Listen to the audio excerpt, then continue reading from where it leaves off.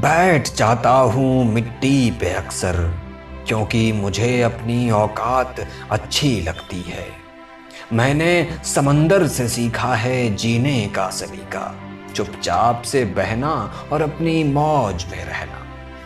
ऐसा नहीं है कि मुझ में कोई ऐब नहीं है, पर सच कहता हूँ मुझ में कोई फरेब नहीं है। जल जाते हैं मेरे अंदाज से मेरे दुश्मन, क्योंकि एक जमाने से मैंने न मोहब्बत बदली और न ही दोस्त बदले। एक घड़ी खरीद कर हाथ में क्या बांध ली, एक घड़ी खरीद कर हाथ में क्या बांध ली, ये वक्त पीछे ही पड़ गया मेरे। सोचा था घर बनाकर सुकून से बैठूंगा, पर घर की जरूरतों ने मुसाफिर बना डाला। सुकून की बात मत करे गालिब, सुकून की बात मत करे गालिब, वो बचपन वाला इतबार अब नहीं आता।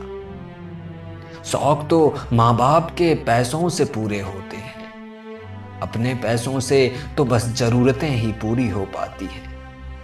जीवन की भाग दौड़ में क्यों वक्त के साथ रंगत चली जाती है, जीवन की भाग दौड़ में क्यों वक्त के साथ रंगत चली जाती है। हंसती खेलती जिंदगी भी आम हो जाती है। एक सवेरा था जब हंस कर उठा करते थे हम, और आज कई बार बिना मुस्कुराए ही शाम हो जाती है। कितनी दूर निकल गए हम रिश्तों को निभाते निभाते, खुद को खो दिया हमने अपनों को पाते पाते। लोग कहते हैं हम मुस्कुराते बहुत हैं, लोग कहते हैं हम मुस्कुराते बहुत हैं, और हम थक गए दर्द छुपाते छुपाते। खुश हूं और सबको खुश रखता हूं, लापरवाह हूं फिर भी सबकी परवाह करता हूं। चाहता हूं तो ये दुनिया बदल दूं, पर दो वक्त की रोटी के जुगाड़ से फुर्सत नहीं मिलती दोस्तों।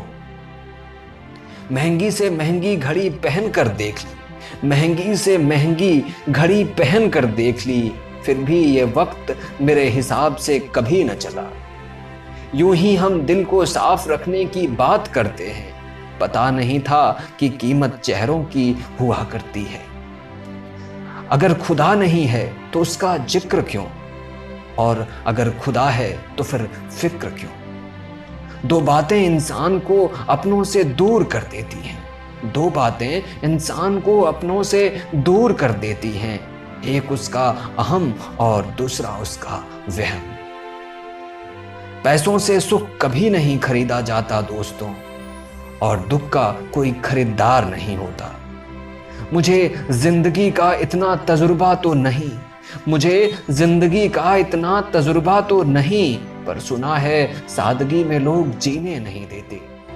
किसी की गलतियों का हिसाब न कर, खुदा बैठा है तो हिसाब न कर, ईश्वर बैठा है तो हिसाब न कर, ईश्वर बैठा है तो हिसाब न कर। हरिवंश राय जी बच्चन। कभी कभी कवि कुछ ऐसी चीजें लिख देते हैं जिसे आम इंसान अपने जीवन में महसूस तो करता है, पर उसे बयां नहीं कर पाता है। हरिवंश राय बच्चन जी की यह कविता हम सभी की पसंदीदा कविताओं में से एक है, और आशा है मुझे कि मेरी आवाज में आपको यह कविता और भी पसंद आई होगी।